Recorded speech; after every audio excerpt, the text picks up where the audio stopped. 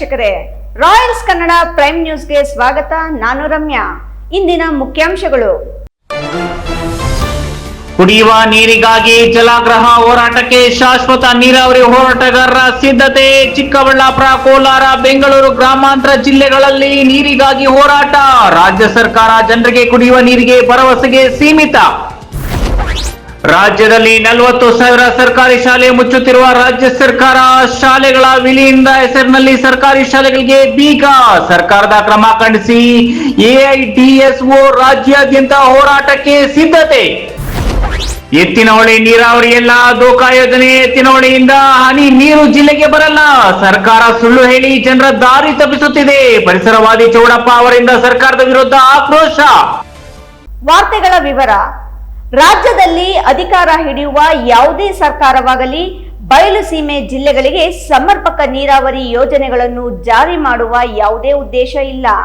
ಬದಲಿಗೆ ಎತ್ತಿನಹೊಳೆ ಎಂಬ ಹಣ ಲೂಟಿ ಮಾಡುವ ಯೋಜನೆಗೆ ಗಾತ್ರ ಹೆಚ್ಚಿಸುವತ್ತ ಮಾತ್ರ ಗಮನ ಕೇಂದ್ರೀಕರಿಸಿವೆ ಎಂದು ಶಾಶ್ವತ ನೀರಾವರಿ ಹೋರಾಟ ಸಮಿತಿ ಅಧ್ಯಕ್ಷ ಆಂಜನೇಯ ರೆಡ್ಡಿ ಅಸಮಾಧಾನ ವ್ಯಕ್ತಪಡಿಸಿದರು.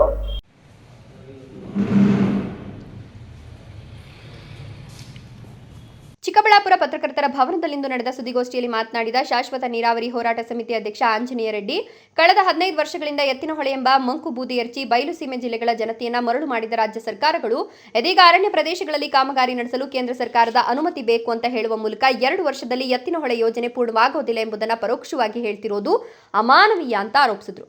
15 ವರ್ಷಗಳ ಹಿಂದೆ ಯೋಜನೆ ರೂಪಿಸಿದಾಗ ಈ ನಾಯಕರಿಗೆ ಮತ್ತು ಸರ್ಕಾರಗಳಿಗೆ ಅರಣ್ಯ ಪ್ರದೇಶದಲ್ಲಿ ಕಾಮಗಾರಿ ನಡೆಸುವ ಕುರಿತು ಪರಿಜ್ಞಾನ ಇರಲಿಲ್ವಾ ಅಂತ ಪ್ರಶ್ನಿಸಿದ ಅವರು, 2027ಕ್ಕೆ ಎತ್ತಿನಹೊಳೆ ನೀರು ನೀಡಿಯೇ ಮುಂದಿನ ಚುನಾವಣೆಗೆ ಹೋಗೋದಾಗಿ ಹೇಳುವ ನಾಯಕರು ಅದನ್ನು ಬಹಿರಂಗವಾಗಿ ಘೋಷಿಸಲಿ. ಅಲ್ಲದೆ 2027ಕ್ಕೆ ಎತ್ತಿನಹೊಳೆ ನೀರು ನೀಡುತ್ತಿದ್ರೆ ಮುಂದಿನ ಚುನಾವಣೆಯಲ್ಲಿ ತಮ್ಮ ಪಕ್ಷಗಳ ಅಭ್ಯರ್ಥಿಗಳನ್ನ ಕಣಕ್ಕಿಳಿಸೋದಿಲ್ಲ ಅಂತ ಬಹಿರಂಗವಾಗಿ ಘೋಷಿಸಲಿ. ಅದು ಬಿಟ್ಟು 1.5 ದಶಕದಿಂದ ಹೇಳಿದ ಸುಳ್ಳುಗಳನ್ನೇ ಮತ್ತೆ ಮತ್ತೆ ಹೇಳಿ ಜನರನ್ನ ದಾರಿ ತಪ್ಪಿಸುವ ಕೆಲಸ ಮಾಡೋದು ಬೇಡ ಅಂತ ಎಚ್ಚರಿಕೆ ನೀಡಿದರು. ಹೆಚ್ಎನ್ ವ್ಯಾಲಿ 3ನೇ ಹಂತದ ಕಾಮಗಾರಿಯನ್ನೇ 3ನೇ ಹಂತದ ಶುದ್ಧೀಕರಣ ಅಂತ ಭಾವಿಸಿ ಕೆಲವರು ತಪ್ಪಾಗಿ ತಿಳಿದಿದ್ದಾರೆ. ಈ ಸರ್ಕಾರಕ್ಕೆ ತ್ಯಾಜ್ಯ ನೀರು 3ನೇ ಹಂತದ ಶುದ್ಧೀಕರಣ ಮಾಡುವ ಯಾವುದೇ ಉದ್ದೇಶ ಇಲ್ಲ.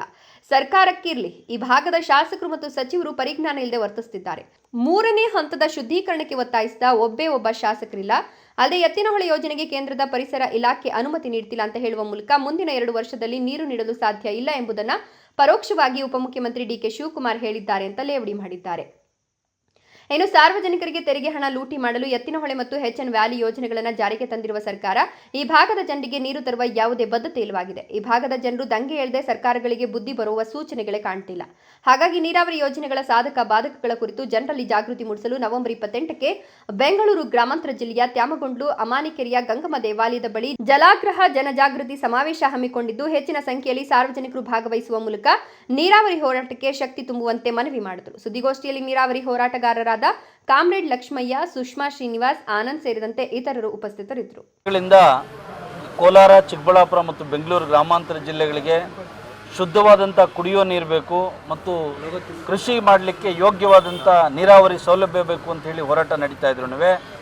ಕಳೆದ 30 ವರ್ಷಗಳಲ್ಲಿ ಆಳದಂಥ ಎಲ್ಲ ಸರ್ಕಾರಗಳು ನಮಗೆ ನೀರಾವರಿಯನ್ನು ಕೊಡುವಂಥದ್ರಲ್ಲಾಗಲಿ ಸುರಕ್ಷಿತವಾದಂಥ ಕುಡಿಯೋ ನೀರನ್ನು ಪೂರೈಸುವುದರಲ್ಲಿ ವಿಫಲ ಆಗಿರೋದ್ರಿಂದ ಈಗ ಮುಂದಿನ ಒಂದು ಹಂತಕ್ಕೆ ಜಲಾಗ್ರಹ ಅನ್ನುವಂಥ ಒಂದು ಕಾರ್ಯಕ್ರಮವನ್ನು ರೂಪಿಸಿ ಈ 3 ಜಿಲ್ಲೆಗಳನ್ನು ಒಗ್ಗಟ್ಟಾಗಿ ಎಲ್ಲ ಸಂಘಟನೆಗಳನ್ನು ಒಟ್ಟಿಗೆ ಸೇರಿಸ್ಕೊಂಡು ಒಂದು ಕ್ರಾಂತಿಕಾರಿಯಾದಂಥ ಹೋರಾಟವನ್ನು ಮಾಡಬೇಕು. ಅದು ತೆಲಂಗಾಣ ಮಾದರಿಯ ಹೋರಾಟ ಆಗಬೇಕು ಅಂತೇಳಿ ಒಂದು ಪ್ರಯತ್ನ ನಡೆದಿದೆ.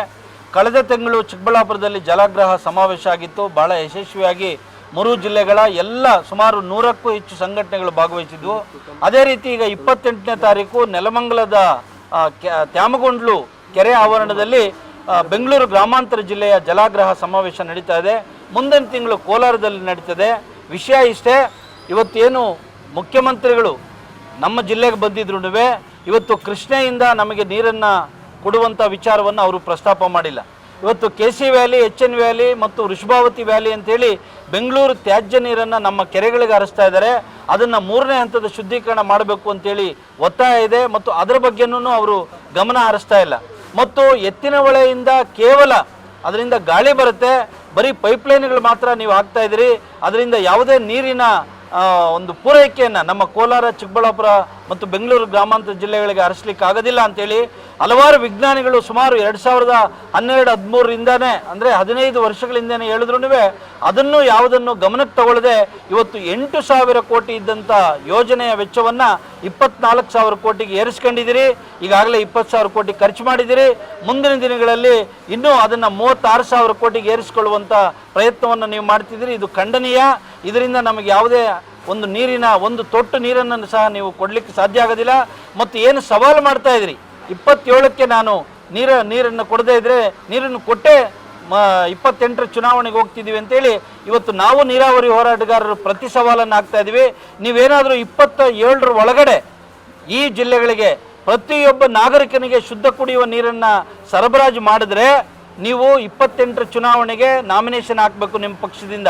ಇಲ್ಲಾಂದರೆ 3 ಜಿಲ್ಲೆಗಳಲ್ಲಿ ನೀವು ಆ ರೀತಿಯಾದಂಥ ನಾವು ಚುನಾವಣೆಯಿಂದ ಹಿಂದೆ ಸರಿತಾ ಇದ್ವಿ, ನಾವು ಈ ಜಿಲ್ಲೆಗಳಿಗೆ ಮೋಸ ಮಾಡಿದ್ದೀವಿ, ಈ ಜಿಲ್ಲೆಗಳಿಗೆ ಮತ ಕೇಳುವಂಥ ಒಂದು ನೈತಿಕತೆಯನ್ನು ಕಳ್ಕೊಳ್ಳಿದ್ದೀವಿ ಅಂತೇಳಿ ಹಿಂದೆ ಹೋಗ್ಬೇಕು.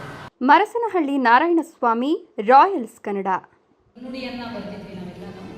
ಇವತ್ತಿನ ದಿನ ಅದೇ ಕಾರ್ಯಕ್ರಮವನ್ನು ಬೆಂಗಳೂರು ಗ್ರಾಮಾಂತರದಲ್ಲಿ 28ನೇ ತಾರೀಕು ಜಸ್ಟಿಸ್ ಗೋಪಾಲಗೌಡರ ಒಂದು ಅಧ್ಯಕ್ಷತೆಯಲ್ಲಿ ನಡೆಸಬೇಕು ಅಂತ ಹೇಳಿ ಶಾಶ್ವತ ನೀರಾವರಿ ಹೋರಾಟ ಸಮಿತಿ ಅಂದ್ರೆ ಶಾಲೆಗಳ ವಿಲೀನದ ಹೆಸರಿನಲ್ಲಿ ರಾಜ್ಯಾದ್ಯಂತ 40,000 ಸರ್ಕಾರಿ ಶಾಲೆಗಳನ್ನು ಮುಚ್ಚಲು ರಾಜ್ಯ ಸರ್ಕಾರ ಮುಂದಾಗಿದ್ದು, ಇದು ಬಡವರ ಶಿಕ್ಷಣದ ಮೇಲೆ ಕಲ್ಲು ಹಾಕಿದಂತಾಗಿದೆ. ಒಂದು ಶಾಲೆಯನ್ನು ಮುಚ್ಚುತ್ತಿಲ್ಲ ಎಂದು ಹೇಳುತ್ತಲೇ 40,000 ಶಾಲೆಗಳಿಗೆ ಬೀಗ ಹಾಕಲು ಮುಂದಾಗಿರುವ ಸರ್ಕಾರದ ಕ್ರಮ ಖಂಡಿಸಿ ರಾಜ್ಯಾದ್ಯಂತ ಹೋರಾಟ ನಡೆಸುವುದಾಗಿ ಎಐಡಿಎಸ್ಒ ಸಂಸ್ಥೆ ಎಚ್ಚರಿಸಿದೆ.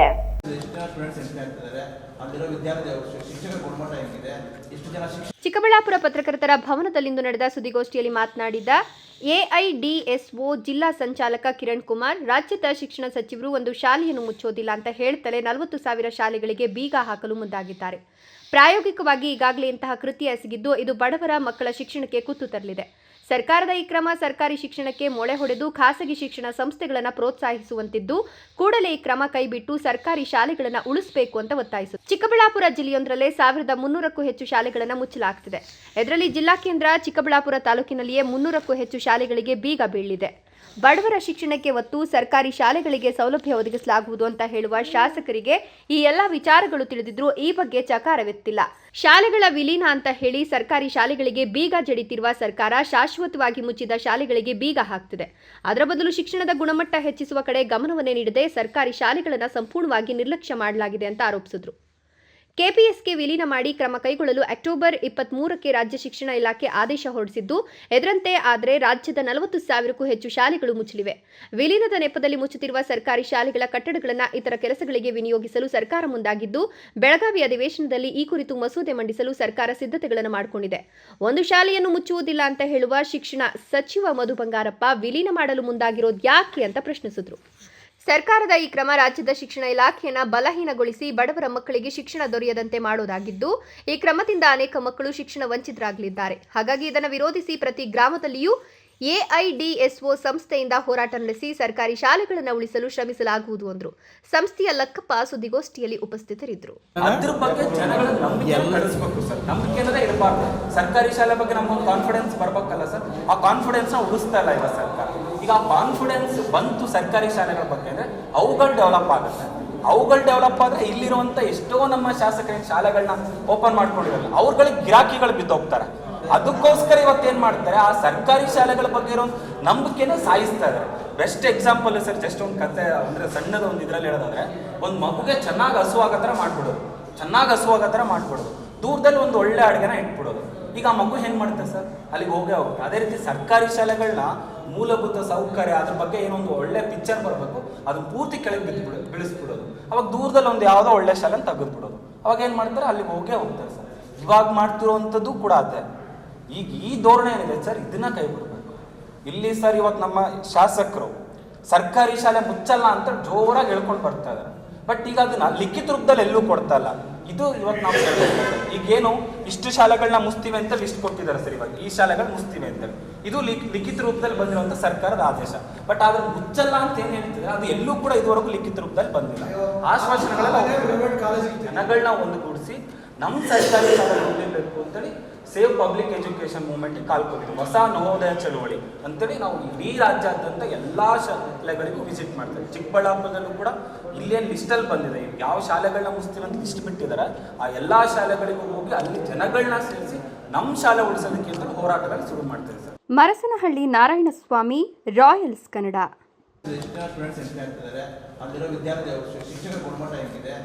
ಎತ್ತಿನಹೊಳೆ ಡೋಕಾ ಯೋಜನೆಯಾಗಿದ್ದು, ಈ ಯೋಜನೆಯಿಂದ ಜಿಲ್ಲೆಗೆ ಹನಿ ನೀರು ಲಭಿಸಲು ಸಾಧ್ಯವಿಲ್ಲ. ಸರ್ಕಾರ ಸುಳ್ಳು ಹೇಳಿ ಜನರ ದಾರಿ ತಪ್ಪಿಸುತ್ತಿದ್ದು, ಸರ್ಕಾರದ ಈ ಕ್ರಮ ಖಂಡಿಸಿ ನ್ಯಾಯಾಂಗ ಹೋರಾಟ ನಡೆಸುವುದಾಗಿ ಪರಿಸರವಾದಿ ಚೌಡಪ್ಪ ಆಕ್ರೋಶ ವ್ಯಕ್ತಪಡಿಸಿದ್ದಾರೆ.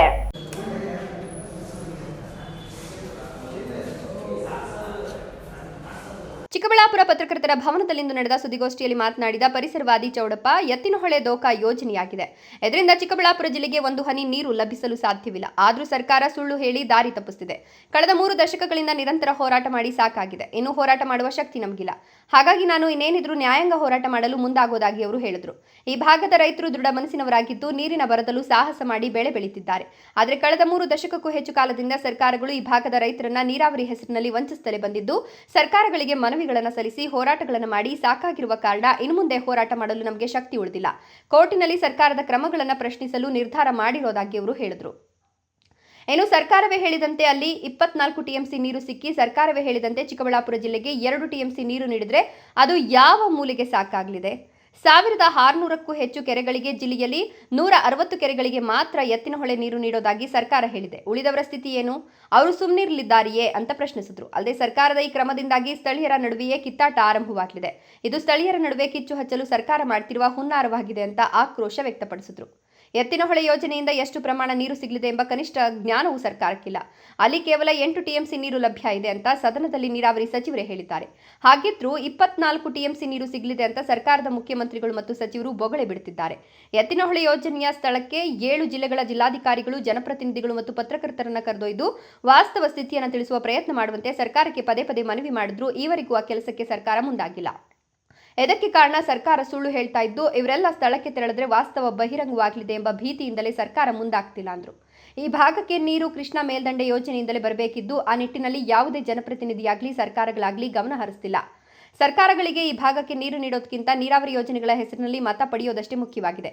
ಹಾಗಾಗಿ ಸರ್ಕಾರದ ಇಂತಹ ಕ್ರಮಗಳ ವಿರುದ್ಧ ಹೋರಾಟ ಮಾಡೋದ್ರಿಂದ ಯಾವುದೇ ಉಪಯೋಗ ಇಲ್ಲವಾಗಿದ್ದು, ಇನ್ನೇನಿದ್ರೂ ನ್ಯಾಯಾಲಯದ ಮೂಲಕವೇ ತಕ್ಕ ಪಾಠ ಕಲಿಸಲು ನಿರ್ಧರಿಸಲಾಗಿದೆ. ಹಾಗಾಗಿ ಕಾನೂನು ಹೋರಾಟಕ್ಕೆ ಸಿದ್ಧತೆ ಮಾಡ್ತಿರೋದಾಗಿ ಹೇಳಿದ್ರು.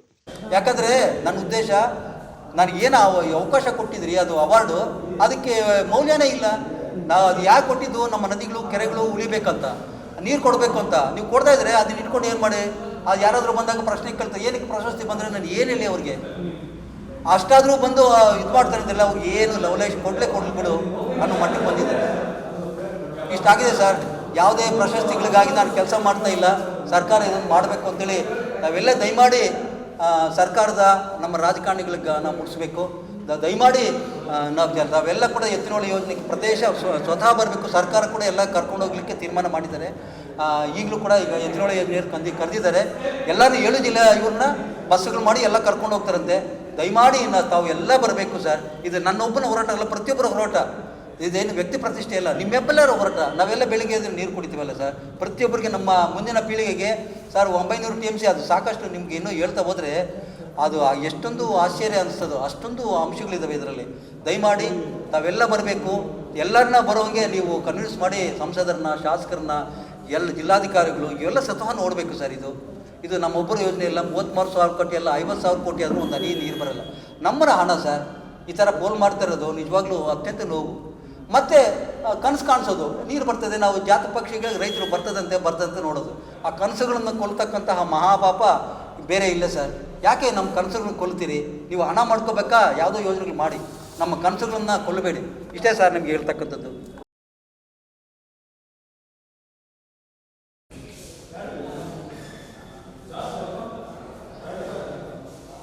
ಇದೀಗ ಸಣ್ಣದೊಂದು ವಿರಾಮದ ನಂತರ ರಾಯಲ್ಸ್ ಕನ್ನಡ ಪ್ರೈಮ್ ನ್ಯೂಸ್ ಮುಂದುವರಿಯುತ್ತದೆ. ಸೌತ್ ಇಂಡಿಯನ್ ಟೆಲಿಶಾಪಿ ಪ್ರಸ್ತುತಪಡಿಸುತ್ತಿರುವ ಕ್ವಿಟ್ ಅಡಿಕ್ಷನ್. ಇದೊಂದು ಆಯುರ್ವೇದದ ಉತ್ಪನ್ನ, ಸಂಪೂರ್ಣವಾಗಿ ಗಿಡಮೂಲಿಕೆಗಳಿಂದ ತಯಾರಿಸಲ್ಪಟ್ಟಿದೆ. 100% ಸುರಕ್ಷಿತ, ಅಡ್ಡ ಪರಿಣಾಮಗಳಿಲ್ಲ. ಒಂದೇ ಪ್ಯಾಕ್ ನಲ್ಲಿ 3 ಬಾಟಲ್ಗಳು. ಪ್ರತಿ ಬಾಟಲ್ ನಲ್ಲಿ 60 ಗ್ರಾಂ ಪೌಡರ್. ಧೂಮಪಾನ, ಮದ್ಯಪಾನ, ತಂಬಾಕು ಅಥವಾ ಗುಟ್ಕಾ ಸೇವನೆ ಕೇವಲ 10 ರಿಂದ 15 ದಿನದೊಳಗೆ ಖಚಿತವಾಗಿ ಪರಿಹಾರ ನೀಡುತ್ತೆ. ಇಲ್ಲ ಅಂತ ಹೇಳಿದ್ರೆ ನೀವು ಕೊಟ್ಟ ಹಣ ನಿಮಗೆ ವಾಪಸ್. Money back guarantee within 15 days. ವೀಕ್ಷಕರೇ, ಪ್ರಸ್ತುತ ಮಾರುಕಟ್ಟೆಯಲ್ಲಿ ಇದರ ಬೆಲೆ 2,990 ರೂಪಾಯಿಗಳು. ಆದರೆ ಇದೀಗ ನಿಮಗೋಸ್ಕರ ವಿಶೇಷ ರಿಯಾಯಿತಿ ದರದಲ್ಲಿ ಕೇವಲ 1,990 ರೂಪಾಯಿಗಳಲ್ಲಿ ಮಾತ್ರ. ಕ್ವಿಟ್ ಅಡಿಕ್ಷನ್ ಪೌಡರ್ಗೆ ಆರ್ಡರ್ ಮಾಡಿ. ಕುಡಿತದ ಚಟದಿಂದ ಹೊರಬರಬೇಕೆ? ಕ್ವಿಟ್ ಅಡಿಕ್ಷನ್ ಪೌಡರ್ನ ಬಳಸಿ. ಧೂಮಪಾನದಿಂದ ಮುಕ್ತರಾಗಬೇಕೆ? ಕ್ವಿಟ್ ಅಡಿಕ್ಷನ್ ಪೌಡರ್ನ ಹಿಂದೆ ಬಳಸಿ. ತಂಬಾಕು ಅಥವಾ ಗುಟ್ಕಾ ಸೇವನೆಯಿಂದ ದೂರವಿರಬೇಕೆ? ಕ್ವಿಟ್ ಅಡಿಕ್ಷನ್ ಪೌಡರ್ನ ಬಳಸಿ. ವಿರಾಮದ ನಂತರ ರಾಯಲ್ಸ್ ಕನ್ನಡ ಪ್ರೈಮ್ ನ್ಯೂಸ್ಗೆ ಸ್ವಾಗತ. ರೈತರ ಹಾಗೂ ಕಾರ್ಮಿಕರ ಸಮಸ್ಯೆಗಳ ಜೊತೆಗೆ ಪ್ರಜಾಪ್ರಭುತ್ವ ಹಾಗೂ ಹಕ್ಕುಗಳ ಬಗ್ಗೆ ಹೋರಾಟ ಅನಿವಾರ್ಯವಾಗಿದೆ ಎಂದು ಕೆಪಿಆರ್ಎಸ್ ರಾಜ್ಯಾಧ್ಯಕ್ಷೆಯ ಬಸವರಾಜ್ ಹೇಳಿದರು. ನವ ಉದಾರವಾದಿ ಆರ್ಥಿಕ ನೀತಿಗಳ ಜಾರಿಯಿಂದ ಎಲ್ಲ ಕ್ಷೇತ್ರಗಳ ಮೇಲೆಯೂ ದುಷ್ಪರಿಣಾಮ ಬೀರುತ್ತಿದೆ. ಕೃಷಿ ಅವನತಿಗೆ ಕಾರಣವಾಗಿದೆ. ಕಾರ್ಮಿಕ, ರೈತರು, ಮಹಿಳೆಯರು, ದಲಿತರು, ಕೂಲಿ ಕಾರ್ಮಿಕರು ಅವರ ಸಮಸ್ಯೆಗಳ ಬಗ್ಗೆ ಹೋರಾಟ ನಡೆಸಿದ್ರೂ ಕೇಂದ್ರ ಹಾಗೂ ರಾಜ್ಯ ಸರ್ಕಾರಗಳು ಗಮನ ಹರಿಸ್ತಿಲ್ಲ. ರೈತಾಪಿ ಕೃಷಿ ನಾಶಪಡಿಸಿ ಕಾರ್ಪೊರೇಟ್ ಕೃಷಿ ಹೇರುವ ಹುನ್ನಾರ ನಡೀತಾ ಇದೆ. ಹೀಗಾಗಿ ರೈತ, ಕೂಲಿಕಾರರ, ಕಾರ್ಮಿಕರ ತಮ್ಮ ಸಮಸ್ಯೆಗಳ ಜೊತೆಗೆ ಪ್ರಜಾಪ್ರಭುತ್ವ ಹಾಗೂ ಹಕ್ಕುಗಳ ಬಗ್ಗೆ ಹೋರಾಟ ಅನಿವಾರ್ಯವಾಗಿದೆ ಅಂತ ಕೆಪಿಆರ್ಎಸ್ ರಾಜ್ಯಾಧ್ಯಕ್ಷ ಯು ಬಸವರಾಜ್ ಹೇಳಿದರು. ಬಾಗೇಪಲ್ಲಿ ಪಟ್ಟಣದ ಕನಿಕಾ ಪರಮೇಶ್ವರಿ ಕಲ್ಯಾಣ ಮಂಟಪದಲ್ಲಿ ಚಂದ್ರಶೇಖರ ರೆಡ್ಡಿ ವೇದಿಕೆ ಆರಂಭವಾದ ಕೆಪಿಆರ್ಎಸ್ 14ನೇ ತಾಲೂಕು ಸಮ್ಮೇಳನ ಉದ್ಘಾಟಿಸಿ ಮಾತನಾಡಿ, ರೈತರು, ಕಾರ್ಮಿಕರ, ಕೂಲಿಕಾರರ ಬೇಡಿಕೆಗಳನ್ನು ಆಳುವ ಸರ್ಕಾರಗಳು ಕಡೆಗಣಿಸುತ್ತಿವೆ. ಕಾರ್ಮಿಕರ ಸಂಹಿತೆಗಳು ಹೊಸ ರೂಪದಲ್ಲಿ ತರುವ ಮೂಲಕ ಬಂಡವಾಳಗಾರರಿಗೆ ಕಾರ್ಮಿಕರನ್ನ ಗುಲಾಮರನ್ನಾಗಿಸುವ ಪ್ರಯತ್ನ ಮಾಡುತ್ತಿದೆ ಎಂದರು. ಸರ್ಕಾರ ಬಹುದೊಡ್ಡ ಹುನ್ನಾರ ಮಾಡಿರ್ತಕ್ಕಂಥದ್ದನ್ನು ನಾವು ನೋಡ್ತಾ ಇದ್ದೇವೆ. ಅದೇ ರೀತಿಯಲ್ಲಿ ಹಿಂದುತ್ವವಾದಿ ಶಕ್ತಿಗಳು ಹೇಳ್ತಾ ಇದ್ದಾರೆ, ಅವರೀಗ ನಮ್ಮ ತಲೆಯ ಮೇಲೆ ಬಹುದೊಡ್ಡ ತೂಗು ಕತ್ತಿಯಾಗಿ ತೂಗ್ತಾ ಇದ್ದಾರೆ. ನಿಮಗೆಲ್ಲ ಗೊತ್ತಿದೆ, ಕಳೆದ ಪಾರ್ಲಿಮೆಂಟ್ ಚುನಾವಣೆ ಸಂದರ್ಭದಲ್ಲಿ ನರೇಂದ್ರ ಮೋದಿ ಅವರು ಅದೇ ರೀತಿಯಲ್ಲಿ ಅಮಿತ್ ಶಾ ಹೇಳ್ತಾ ಇದ್ರು, ಈ ಬಾರಿ ನಾವು 400 ಸ್ಥಾನಗಳನ್ನು ಗೆಲ್ತೀವಿ ಅಂತ. 400 ಸ್ಥಾನಗಳು ಗೆಲ್ತೀವಿ ಅಂತ ಅವ್ರು ಹೇಳ್ತಾ ಇದ್ರು. 400 ಸ್ಥಾನಗಳಿಗೆ ಈಗಲೂ ಕೂಡ ಅವರು ಗುರಿ ಇಟ್ಕೊಂಡಿದ್ದಾರೆ. 400 MP ಸ್ಥಾನಗಳನ್ನು ಗೆಲ್ಲೋದು ಅವರು ಗುರಿ. ಅದಕ್ಕಾಗಿ ವಿರೋಧ ಪಕ್ಷಗಳನ್ನು ದುರ್ಬಲಗೊಳಿಸುವಂತ ಒಂದು ರಾಜಕೀಯ ಪಿತೂರಿಯನ್ನ ಇವತ್ತು ಅವರು ಮಾಡ್ತಾ ಇರ್ತಕ್ಕಂಥದ್ದನ್ನು ಕೂಡ ನಾವು ನೋಡ್ತಾ ಇದ್ದೀವಿ. ಯಾಕೆ 544 ಜನ ಇರ್ತಕ್ಕಂಥ ಪಾರ್ಲಿಮೆಂಟಲ್ಲಿ 273 ಜನ MP-ಗಳಿದ್ರೆ ಸಾಕು, ಒಂದು ಸರ್ಕಾರ ರಚನೆ ಮಾಡಬಹುದು ಬಹುಮತದ ಮೇರೆಗೆ. ಸಿಪಿಎಂ ಮುಖಂಡ ಮುನಿವೆಂಕಟಪ್ಪ ಮಾತನಾಡಿ, ಚಿಕ್ಕಬಳ್ಳಾಪುರ ಜಿಲ್ಲೆಗೆ ಶಾಶ್ವತವಾದ ನೀರಾವರಿ ಯೋಜನೆಗಳು ಜಾರಿಯಾಗಬೇಕು. ಕೃಷ್ಣಾ ನದಿಯ ನೀರು ಹರಿಸಬೇಕು. ಬಲವಂತ ಭೂಸ್ವಾಧೀನ ಕೈ ಬಿಡಬೇಕು. ಬಡವರ ನಿವೇಶನ ಹಾಗೂ ಮನೆ ಮಂಜೂರು, ಕೈಗಾರಿಕೆಗಳ ಸ್ಥಾಪನೆ ಸೇರಿದಂತೆ ಜಿಲ್ಲೆಯ ಸಮಗ್ರ ಅಭಿವೃದ್ಧಿಗೆ ಕೈಗೊಂಡಿರುವ ನಿರ್ಣಯಗಳನ್ನು ಜಾರಿ ಮಾಡಬೇಕಾದ ಜವಾಬ್ದಾರಿ ನಮ್ಮ ಮೇಲಿದೆ ಅಂತ ಸಿಪಿಐಎಂ ಪಕ್ಷವನ್ನು ಬಲಪಡಿಸಿ ಜನಪರವಾದ ಹೋರಾಟಗಳನ್ನು ಹೆಚ್ಚಾಗಿ ಮಾಡಬೇಕಿದೆ ಎಂದರು. ಈ ಸಂದರ್ಭದಲ್ಲಿ ಹುತಾತ್ಮ ಸಂಗಾತಿಗಳಿಗೆ ಭಾವಪೂರ್ಣ ಶ್ರದ್ಧಾಂಜಲಿ ಅರ್ಪಿಸಲಾಯಿತು. ಸುಬ್ಬು, ಭಾಗ್ಯನಗರ, ರಾಯಲ್ಸ್ ಕನ್ನಡ. ಶಿಡ್ಲಘಟ್ಟ ತಾಲೂಕಿನ ಹನುಮಂತಪುರ ಗೇಟ್ ಬಳಿ ಆಯೋಜಿಸಿದ ವಿವಿಧ ಅಭಿವೃದ್ಧಿ ಕಾಮಗಾರಿಗಳ ಶಂಕುಸ್ಥಾಪನೆ ಮತ್ತು ಉದ್ಘಾಟನಾ ಸಮಾರಂಭದಲ್ಲಿ ಭಾಗವಹಿಸಿದ ಆರೋಗ್ಯ ಮತ್ತು ಕುಟುಂಬ ಕಲ್ಯಾಣ ಸಚಿವ ದಿನೇಶ್ ಗುಂಡೂರಾವ್ ಶಿಡ್ಲಘಟ್ಟ ನಗರದ ಸಾರ್ವಜನಿಕ ಆಸ್ಪತ್ರೆಗೆ ದಿಢೀರ್ ಭೇಟಿ ನೀಡಿ ಪರಿಶೀಲಿಸಿದರು. ಶಿಡ್ಲಘಟ್ಟ ಸಾರ್ವಜನಿಕ ಆಸ್ಪತ್ರೆಯಲ್ಲಿ ಹೊರರೋಗಿಗಳ ವಿಭಾಗ, ಡಯಾಲಿಸಿಸ್ ವ್ಯವಸ್ಥೆ, ಹೆರಿಗೆ ವಿಭಾಗ, ಮಹಿಳಾ ವಿಭಾಗ, ಆಯುಷ್ ಹಾಗೂ ನೇತ್ರ ಚಿಕಿತ್ಸಾ ವ್ಯವಸ್ಥೆಗಳನ್ನು ಆರೋಗ್ಯ ಸಚಿವ ದಿನೇಶ್ ಗುಂಡೂರಾವ್ ಪರಿಶೀಲನೆ ಮಾಡಿದರು. ಆಸ್ಪತ್ರೆಯಲ್ಲಿ ನಾನಾ ಕಾಯಿಲೆಗಳ ಚಿಕಿತ್ಸೆ ದಾಖಲಾಗಿರುವ ರೋಗಿಗಳನ್ನು ಖುದ್ದು ಮಾತನಾಡಿಸಿ ಚಿಕಿತ್ಸೆ, ವೈದ್ಯರು ಮತ್ತು ಸಿಬ್ಬಂದಿಗಳ ಸೇವಾ ನಡವಳಿಕೆಗಳ ಬಗ್ಗೆ ಮಾಹಿತಿ ಪಡೆದು ನಂತರ ಕರ್ತವ್ಯ ನಿರತ ವೈದ್ಯರು, ಸಿಬ್ಬಂದಿಗಳ ಮಾತನಾಡಿಸಿ ಆಸ್ಪತ್ರೆಯ ಚಿಕಿತ್ಸಾ ಗುಣಮಟ್ಟ ಸುಧಾರಿಸಲು ಬೇಕಿರುವ ಅಗತ್ಯತೆಗಳು, ಕುಂದುಕೊರತೆಗಳ ಬಗ್ಗೆ ವಿವರವಾಗಿ ಮಾಹಿತಿ ಪಡೆದರು. ಸಮಾಜದಲ್ಲಿರುವ ಎಲ್ಲ ನಾಗರಿಕರಿಗೆ ಉತ್ತಮ ಹಾಗೂ ಗುಣಮಟ್ಟದ ವೈದ್ಯಕೀಯ ಸೌಲಭ್ಯ ಕಲ್ಪಿಸಲು ನಮ್ಮ ಸರ್ಕಾರ ಪ್ರಥಮ ಆದ್ಯತೆ ನೀಡಿದೆ. ಜೊತೆಗೆ ಸಾರ್ವಜನಿಕ ಹಾಗೂ ಪ್ರಾಥಮಿಕ ಆರೋಗ್ಯ ಕೇಂದ್ರಗಳಲ್ಲಿ ಅಗತ್ಯ ಸೌಲಭ್ಯಗಳನ್ನು ಒದಗಿಸಲು ಪ್ರಾಮಾಣಿಕ ಪ್ರಯತ್ನ ಮಾಡಿದ್ದೇವೆ. ಚಿಕಿತ್ಸೆಗೆಂದು ಸಾರ್ವಜನಿಕ ಆಸ್ಪತ್ರೆ ಮತ್ತು ಪ್ರಾಥಮಿಕ ಆರೋಗ್ಯ ಕೇಂದ್ರಗಳಿಗೆ ಬರುವ ಸಾರ್ವಜನಿಕರು ಮತ್ತು ಬಡವರೊಂದಿಗೆ ಸೌಜನ್ಯದಿಂದ ವರ್ತಿಸಿ ಅಗತ್ಯ ವೈದ್ಯಕೀಯ ಸೇವೆಯನ್ನು ಒದಗಿಸಬೇಕೆಂದು ವೈದ್ಯರಿಗೆ ಮತ್ತು ಇಲಾಖೆಯ ಅಧಿಕಾರಿಗಳಿಗೆ ಸ್ಥಳದಲ್ಲಿ ನಿರ್ದೇಶನ ನೀಡಿದರು. ಆಸ್ಪತ್ರೆಗಳಲ್ಲಿ ಮತ್ತು ಪ್ರಾಥಮಿಕ ಆರೋಗ್ಯ ಕೇಂದ್ರಗಳಲ್ಲಿ ಏನಾದರೂ ಕೊರತೆಗಳಿದ್ರೆ ಅದನ್ನು ನಿವಾರಿಸುವ ನಿಟ್ಟಿನಲ್ಲಿ ಸರ್ಕಾರ ಪ್ರಾಮಾಣಿಕ ಪ್ರಯತ್ನ ಮಾಡಲಿದೆ. ಅಧಿಕಾರಿಗಳು ಸಹ ಸಮಾಜದ ಕಡೆಯ ವ್ಯಕ್ತಿಗೂ ಉತ್ತಮ ವೈದ್ಯಕೀಯ ಚಿಕಿತ್ಸೆ ಒದಗಿಸುವ ನಿಟ್ಟಿನಲ್ಲಿ ಪ್ರಾಮಾಣಿಕವಾಗಿ ಕಾರ್ಯನಿರ್ವಹಿಸಬೇಕು ಅಂತ ತಾಕೀತು ಮಾಡಿದ್ರು. A I Pasha, Shidlaghatta, Royals Kannada. ಗುಡಿಬಂಡೆ ನ್ಯಾಯಾಲಯದ ಆವರಣದಲ್ಲಿ ಇಂದು ಕಾನೂನು ಅರಿವು ಕಾರ್ಯಕ್ರಮ ನಡೆಯಿತು. ಮಹಿಳೆಯರ ಮೇಲೆ ನಡೆಯುತ್ತಿರುವ ದೌರ್ಜನ್ಯ ನಿರ್ಮೂಲನೆಗಾಗಿ ಅಂತಾರಾಷ್ಟ್ರೀಯ ಮಹಿಳಾ ದಿನಾಚರಣೆ ಅಂಗವಾಗಿ ಕಾನೂನು ಅರಿವು ಕಾರ್ಯಕ್ರಮ ಆಯೋಜಿಸಲಾಗಿತ್ತು. ಅಂತಾರಾಷ್ಟ್ರೀಯ ಮಹಿಳಾ ದಿನಾಚರಣೆ ಅಂಗವಾಗಿ ಗುಡಿಬಂಡೆ ನ್ಯಾಯಾಲಯದ ಆವರಣದಲ್ಲಿಂದು ನಡೆದ ಕಾನೂನು ಅರಿವು ಕಾರ್ಯಕ್ರಮದಲ್ಲಿ ನ್ಯಾಯಾಧೀಶರಾದ ಸವಿತಾ ರುದ್ರಗೌಡ ಚಿಕ್ಕನಗೌಡರ್ ಕಾರ್ಯಕ್ರಮಕ್ಕೆ ಚಾಲನೆ ನೀಡಿದರು. ನಂತರ ಮಾತನಾಡಿದ ಅವರು, ಮಹಿಳಾ ದೌರ್ಜನ್ಯ ವಿರೋಧಿ ಕಾನೂನುಗಳು, ಮಹಿಳೆಯರಿಗೆ ಲಭ್ಯವಿರುವ ಉಚಿತ ಕಾನೂನು ಸಹಾಯ ಸೇವೆಗಳು, ದೂರು ಸಲ್ಲಿಸುವ ವಿಧಾನ, ಕಾನೂನು ವ್ಯವಸ್ಥೆಯ ಬಲ ಮತ್ತು ಮಹಿಳೆಯರ ಹಕ್ಕುಗಳಿಗೆ ಸಂಬಂಧಿಸಿದಂತೆ ತಿಳಿಸಿಕೊಟ್ಟರು. ವಕೀಲರ ಸಂಘದ ಅಧ್ಯಕ್ಷ ಅಶ್ವಥ ರೆಡ್ಡಿ ಮಾತನಾಡಿ, ಪುರುಷ ಮಹಿಳೆ ಸಮಾನತೆ, ಗೌರವ ಮತ್ತು ನ್ಯಾಯ ಇವೆಲ್ಲವೂ ಸಂವಿಧಾನ ಕೊಟ್ಟ ಮೂಲಭೂತ ಹಕ್ಕುಗಳಾಗಿವೆ ಎಂದರು. ಮಹಿಳೆಯರ ಮೇಲೆ ದೌರ್ಜನ್ಯ ನಡೆಯೋದು ಮಾನವೀಯತೆಯ ಮೇಲೆ ದೌರ್ಜನ್ಯ ನಡೆದಂತೆ. ಹಿಂಸೆ ಕಾಣುವ ಮಹಿಳೆಯರು ಭಯ ಪಡಬಾರದು. ಕಾನೂನು ಅವರ ಬೆನ್ನಿಗೆ ನಿಂತಿದೆ. ಗೃಹ ಹಿಂಸೆ ತಡೆ ಕಾಯ್ದೆ, ಫೋಕ್ಸೋ ಕಾಯ್ದೆಗಳು ಸಂಕಷ್ಟದಲ್ಲಿರುವ ಮಹಿಳೆಯರಿಗೆ ಸರ್ಕಾರ ಒದಗಿಸಿರುವ ನೆರವು ಕೇಂದ್ರಗಳು ಅಂದರು. ಆಂತರಿಕ ದುರ್ನಿವಾರ ಸಂಸ್ಥೆಯಲ್ಲಿ ಆ ಸಂಸ್ಥೆಯಲ್ಲಿನ ಹಿರಿಯರು ಅಂದರೆ ಕಿರಿಯ ಹುದ್ದೆ ಆದವನು ಮಹಿಳೆಯರಿಗೆ ನಾನು ಒಂದು ಉದಾಹರಣೆ ಕೊಡ್ತೀನಿ. ಒಂದು ಕಚೇರಿಯಲ್ಲಿ 20 ಜನ ಕೆಲಸ ಮಾಡ್ತಾ ಇರ್ತಾರೆ. ಅದು ಮತ್ತೆ ನಮ್ಮ ಕಚೇರಿಗೂ ನಾನು ಉದಾಹರಣೆ ತಗೊಳ್ತೀನಿ. 20 ಜನ ಕೆಲಸ ಮಾಡ್ತಾ ಇದ್ರೆ ಅಲ್ಲಿ 4 ಜನ ಮಹಿಳೆಯರು ಇರ್ತಾರೆ, 16 ಜನ ಪುರುಷರು ಇರ್ತಾರೆ. ಆದರೆ ಅಲ್ಲಿ ಆ ಕಚೇರಿ ಮುಖ್ಯಸ್ಥ ಪುರುಷ ಅಧಿಕಾರಿ ಆಗಿರ್ತಾರೆ. ಆದರೆ ಆ 4 ಜನ ಮಹಿಳೆಯರನ್ನು ಗ್ರೂಪ್ ಡಿ ಮಹಿಳೆಯರಾಗಿರ್ತಾರೆ. ಈ ರೀತಿ ಪರಿಸ್ಥಿತಿ ಇದ್ದಾಗ ಅಲ್ಲಿ ಒಂದು ಏನು ನಾವು ಆಂತರಿಕ ದೂರ ನಿವಾರಣಾ ಸಂಸ್ಥೆ ಅಂತೀವಿ, ಒಂದು ಲೈಂಗಿಕ ಕಿರುಕುಳ ಅಥವಾ ಲೈಂಗಿಕ ದೌರ್ಜನ್ಯಕ್ಕೆ ಸಂಬಂಧಪಟ್ಟಂತೆ ಅಲ್ಲಿನ ಗ್ರೂಪ್ ಡಿ ಮಹಿಳೆಯರೇ ಅಧ್ಯಕ್ಷ ಆಗ್ತಾರೆ. ಈ ರೀತಿ ಒಂದು ಅವಕಾಶ ಮಾಡಿಕೊಡ್ಲಾಗಿದೆ. ಹಾಗಾಗಿ ಈ ರೀತಿ ಎಲ್ಲರೂ ಸಮಸ್ಯೆ ಇದ್ದಾಗ ಮಾಡ್ಕೋಬೋದು. ಈಗ ನಮ್ಮಲ್ಲೂ ನನ್ನ CDP ಆಫೀಸಲ್ಲಿ ನಮ್ಮ ಸೂಪರ್ವೈಸರ್ ಆ ಸಮಿತಿಗೆ ಅಧ್ಯಕ್ಷರಾಗಿರ್ತಾರೆ. ನಾನು ಅಂಗನವಾಡಿ ಕಾರ್ಯಕರ್ತೆ ಮತ್ತು ಸಹಾಯಕ ಒಬ್ಬರನ್ನು ಸಹ ಆ ಸಮಿತಿಗೆ, ಯಾಕಂದ್ರೆ ಅವರು ಗ್ರಾಮ ಮಟ್ಟದಲ್ಲಿ ಬೇರೆ ಬೇರೆ ಸಮಸ್ಯೆಗಳು ಅವರಿಗೆ ಆಗ್ತವಲ್ಲಿ. ಆ ರೀತಿ ಆ ಸಮಿತಿಯಲ್ಲಿ ಅಂಗನವಾಡಿ ಕಾರ್ಯಕರ್ತೆ ಸಹಾಯಕ ಸಹ ಇದ್ದಾರೆ. ಸೊ ಹೀಗಾಗಿ ಇದೇ ನಮ್ಮ ಡಿಗ್ರಿ ಕಾಲೇಜಲ್ಲಿ ಸಹ ಇದೇ ರೀತಿ ಸಮಸ್ಯೆ ಇತ್ತು. ಅಲ್ಲಿ ಒಬ್ಬ ಫೈನಲ್ ಇಯರ್ ಸ್ಟೂಡೆಂಟ್ ಅಂದರೆ 18 ವರ್ಷ ಮೇಲ್ಪಟ್ಟಿರಬೇಕು. ಈ ಸಮಿತಿಯಲ್ಲಿ ಯಾರಾದರೂ ಒಬ್ಬರು ಇರಬೇಕಾದ್ರೆ ಆಂತರಿಕ ದೂರ ನಿವಾರಣಾ ಸಮಿತಿ ಅಲ್ಲಿ ಒಬ್ಬ ಸ್ಟೂಡೆಂಟ್ ಆ್ಯಕ್ಚುಲಿ ಆ ಸಮಿತಿಗೆ, ಕಾಲೇಜಿನ ಸಮಿತಿಗೆ ಅಧ್ಯಕ್ಷರಾಗಿದೆ.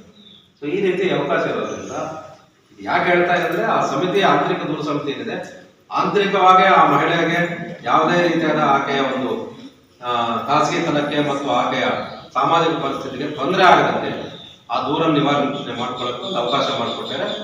ಇದೂ ಒಂದು ಅನ್ಯಾಯಕ ವ್ಯವಸ್ಥೆ ಇದೆ. ನಾಳೆ ಇದರಲ್ಲಿ ಏನಾದ್ರು ಅನ್ಯಾಯ ಆದರೆ ಆ ಮಹಿಳೆ ಕಾನೂನು ಪ್ರಕಾರ ನ್ಯಾಯಾಲಯಕ್ಕೆ ಹೋಗಿ ಪರಿಹಾರ ತಗೋಬಹುದು. ಮಹೇಶ್ ಗುಡಿಬಂಡೆ, ರಾಯಲ್ಸ್ ಕನ್ನಡ.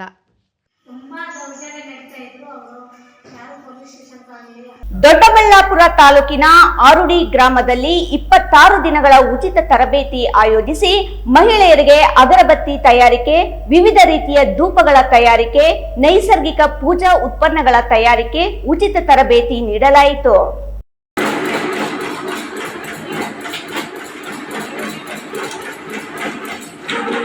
ಕೇಂದ್ರ ಸರ್ಕಾರದ ಉದ್ಯಮಶೀಲ ಸಂಸ್ಥೆ EDII ಸಂಸ್ಥೆ ಆಯೋಜಿಸಿದ್ದ ತರಬೇತಿ ಪೂರ್ಣಗೊಂಡಿದ್ದು, ತರಬೇತಿ ಪೂರ್ಣಗೊಳಿಸಿದವರಿಗೆ ಪ್ರಮಾಣ ಪತ್ರಗಳನ್ನು ದೊಡ್ಡಬಳ್ಳಾಪುರ ತಾಲೂಕಿನ ಆರುಡಿ ಗ್ರಾಮ ಪಂಚಾಯಿತಿ PDO ಮಲ್ಲೇಶ್ ಹಾಗೂ ಗ್ರಾಮ ಪಂಚಾಯಿತಿ ಅಧ್ಯಕ್ಷೆ ಗಂಗರಾಜಮ್ಮ ವಿತರಿಸಿದರು.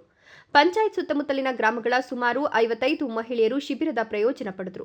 ಶಿಬಿರಾರ್ಥಿ ಆಶಾ ಮಾತನಾಡಿ, ತರಬೇತಿಯಲ್ಲಿ ಕಲಿತ ವಿದ್ಯೆಯನ್ನು ನಾವು ಬಳಸಿಕೊಂಡು ಅಗರಬತ್ತಿ ಉದ್ಯಮವನ್ನು ಮುಂದುವರಿಸಿಕೊಂಡು ಇನ್ನೂ 16 ಜನರಿಗೆ ಈ ಕ್ಷೇತ್ರದಲ್ಲಿ ಹೆಣ್ಣುಮಕ್ಕಳಿಗೆ ಕೆಲಸ ನೀಡಲು ಸಹಕಾರಿಯಾಗ್ತೇವೆ ಅಂತ ತಮ್ಮ ಉದ್ಯಮ ಮನೋಭಾವವನ್ನು ವ್ಯಕ್ತಪಡಿಸಿ ಮಹಿಳೆಯರನ್ನ ಉದ್ಯಮ ಕ್ಷೇತ್ರದತ್ತ ಹುರಿದುಂಬಿಸಿದ್ರು.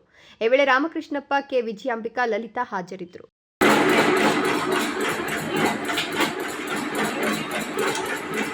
ಸೋಲಿನಲ್ಲಿ ಶತಕ ಬಾರಿಸಿದ ರಾಹುಲ್ ಗಾಂಧಿ ಜೇಬಿನಲ್ಲಿ ಪ್ರತಿಯನ್ನಿಟ್ಟುಕೊಂಡು ಪಾರ್ಲಿಮೆಂಟ್ ಇನ್ನಿತರೆ ಕಡೆಗಳಲ್ಲಿ ಸಂವಿಧಾನ ಎಂದು ಹೇಳುತ್ತಾರೆ ಎಂದು ಕೋಲಾರ ಮಾಜಿ ಸಂಸದ ಮುನಿಸ್ವಾಮಿ ಲೇವಡಿ ಮಾಡಿದರು.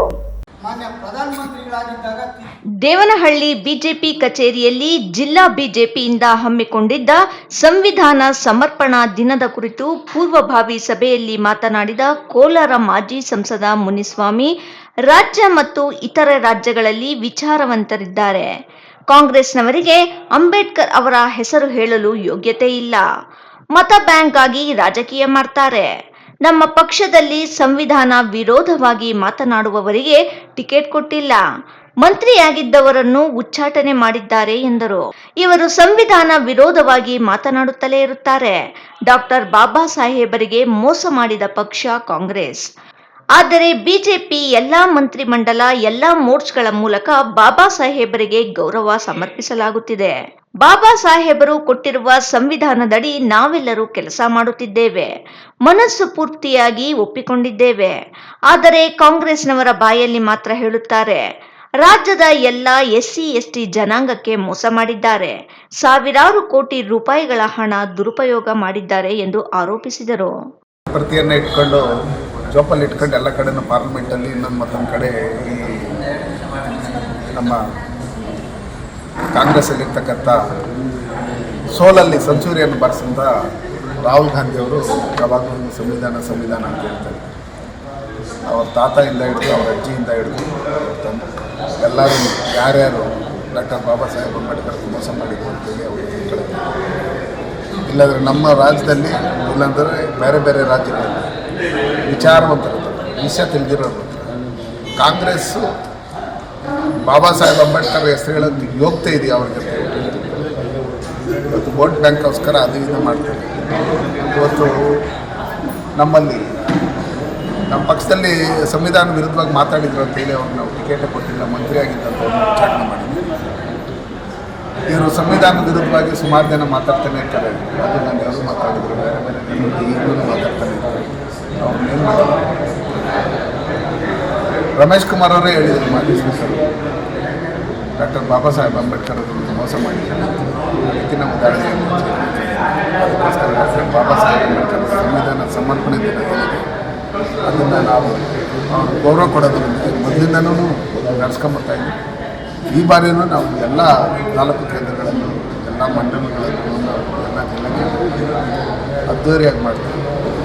ಡಾಕ್ಟರ್ ಬಾಬಾ ಸಾಹೇಬ್ ಅಂಬೇಡ್ಕರ್ ಅವರ ಆಶಯಗಳೇನಿದೆ, ಅವರ ಆಸೆ ಏನಿತ್ತು ಅದನ್ನು ಈಡೇರಿಸಂಥ ನಿಟ್ಟಿನಲ್ಲಿ OBC ಕಮಿಷನ್ ಇರ್ಬೋದು, ಮಹಿಳೆಯರಿಗೆ ಮತದಾನದ ಹಕ್ಕು ಇರ್ಬೋದು, 33% ರಿಸರ್ವೇಷನ್ ಇರ್ಬೋದು, ಆರ್ಟಿಕಲ್ 370 ತೆಗೆಯಲಿರ್ಬೋದು, ಇದನ್ನೆಲ್ಲ ಜಾರಿಗೆ ತಂದಿರತಕ್ಕಂಥವರು ನರೇಂದ್ರ ಮೋದಿಯವ್ರ ಸರ್ಕಾರ, ಭಾರತೀಯ ಜನತಾ ಪಾರ್ಟಿ ಸರ್ಕಾರ.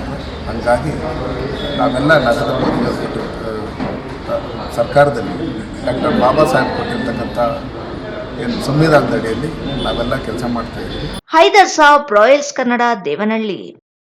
ಚಿಕ್ಕಬಳ್ಳಾಪುರ ಜಿಲ್ಲೆಯ ರೇಷ್ಮೆ ನಗರಿ ಶಿಡ್ಲಘಟ್ಟ ಜನ ದಟ್ಟವಾದ ಮಂಜು ಮತ್ತು ಚಳಿಯಿಂದ ನಡುಗುವಂತಾಗಿದೆ. ಮೈ ಕೊರೆಯುವ ಚಳಿ ಮಿತಿಮೀರಿದೆ. ಹೊರಗಡೆ ಕಾಲಿಡಬೇಕು ಅಂದ್ರೂ ಶರ್ಟು ಟೋಪಿ ಧರಿಸದೆ ಹೊರಗಡೆ ಹೋಗದಂತಹ ಪರಿಸ್ಥಿತಿ ನಿರ್ಮಾಣವಾಗಿದೆ.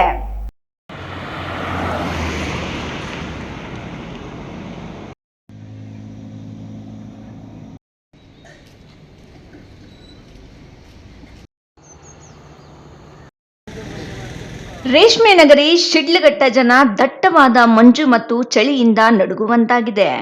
ಮನುಷ್ಯರನ್ನಲ್ಲದೆ ಪ್ರಾಣಿ ಪಕ್ಷಿಗಳು ಶೀತ, ಗಾಳಿ ಮತ್ತು ಮಂಜು ಹೈರಾಣಾಗಿಸಿದೆ. ಬಿಸಿ ನೀರು ಸಹ ಬೆಚ್ಚನೆ ಅನುಭವ ನೀಡುತ್ತಿಲ್ಲ. ಇನ್ನು ಬೆಳಂಬೆಳಗ್ಗೆ ಪತ್ರಿಕೆ ವಿತರಣೆ ಮಾಡುವ ವಿತರಕರನ್ನು ಚಳಿ ಮತ್ತು ಗಾಳಿಯನ್ನು ಲೆಕ್ಕಿಸದೆ ಓದುಗರಿಗೆ ಪತ್ರಿಕೆ ತಲುಪಿಸುವ ಕೆಲಸವನ್ನು ಪ್ರಾಮಾಣಿಕವಾಗಿ ಮಾಡುತ್ತಿದ್ದಾರೆ. ಬೆಳಿಗ್ಗೆ 8ರಿಂದ 9 ಗಂಟೆಯಾದರೂ ಮಂಜು ಇರುತ್ತದೆ. ದ್ವಿಚಕ್ರ, ತ್ರಿಚಕ್ರ ಇನ್ನಿತರೆ ವಾಹನಗಳು ಚಾಲಕರು ಹೆಡ್ಲೈಟ್ ಹಾಕಿಕೊಂಡು ವಾಹನಗಳನ್ನು ಚಲಾಯಿಸುವಂತಾಗಿದೆ. ಆದಾಗ್ಯೂ ದಟ್ಟವಾದ ಮಂಜಿನಿಂದ ಆದ ರಸ್ತೆಯೂ ಕಾಣಿಸುತ್ತಿಲ್ಲ. ಇನ್ನು ಅನೇಕ ವಾಹನಗಳ ಚಾಲಕರು ಶೀತಗಾಳಿ ಮತ್ತು ಮಂಜು ನೋಡಿ ಮುಂದೆ ಸಾಗಲು ಹಿಂದೇಟು ಹಾಕುವಂತಾಗಿದೆ. ದೇಹವನ್ನು ಬೆಚ್ಚಗಿಡಲು ಸ್ವೆಟರ್, ಟೋಪಿ ಕಟ್ಟಿಕೊಂಡರೂ ಚಳಿ ತಡೆಯಲು ಆಗುತ್ತಿಲ್ಲ. ಒಣ ಹವೆಗೆ ಕೈಕಾಲು, ತುಟಿ, ಚರ್ಮವನ್ನು ರಕ್ಷಿಸಲು ಹರಸಾಹಸ ಮಾಡುತ್ತಿದ್ದಾರೆ. ಹಲವೆಡೆ ಸೌದಿಯನ್ನು ಸುಡುವ ಮೂಲಕ ಬೆಂಕಿ ಹಾಕಿ ಚಳಿ ಕಾಯಿಸುವ ದೃಶ್ಯಗಳು ಸಹ ಕಂಡುಬರುತ್ತಿದೆ. ಒಟ್ಟಾರೆ ವಿಪರೀತ ಚಳಿ ಮತ್ತು ಮಂಜಿಗೆ ರೇಷ್ಮೆ ನಗರಿಯ ಜನ ನಡುಗುತ್ತಿದ್ದಾರೆ. ವಿಪರೀತ ಚಳಿಗೆ ಮಕ್ಕಳಲ್ಲಿ ಶೀತ, ಕೆಮ್ಮು, ಜ್ವರದಂತಹ ಕಾಯಿಲೆಗಳನ್ನು ತಂದೊಡ್ಡಿದರೆ ಹೃದ್ರೋಗ ಇರುವವರ ಪಾಲಿಗೆ ಯಮನಂತೆ ಕಾಡುತ್ತಿದೆ. ಬೆಳಿಗ್ಗೆ ಚಳಿಯಿಂದ ರಕ್ಷಿಸಿಕೊಳ್ಳಲು ನಾಗರಿಕರು ಚಹಾ ಮತ್ತು ಟೀ ಅಂಗಡಿಗಳಿಗೆ ಮೊರೆ ಹೋಗುತ್ತಿದ್ದಾರೆ. ಇದೇ ರೀತಿ ಚಳಿ ಮತ್ತು ಗಾಳಿ ಹೆಚ್ಚಾದರೆ ತಾಲೂಕು ಮತ್ತು ಜಿಲ್ಲಾಡಳಿತ ಸಾರ್ವಜನಿಕರ ದೃಷ್ಟಿಯಿಂದ ಮುನ್ನೆಚ್ಚರಿಕೆ ಕ್ರಮ ಜರುಗಿಸಬೇಕಾಗಿದೆ. A Pasha, Royals Kannada, Sidlaghatta.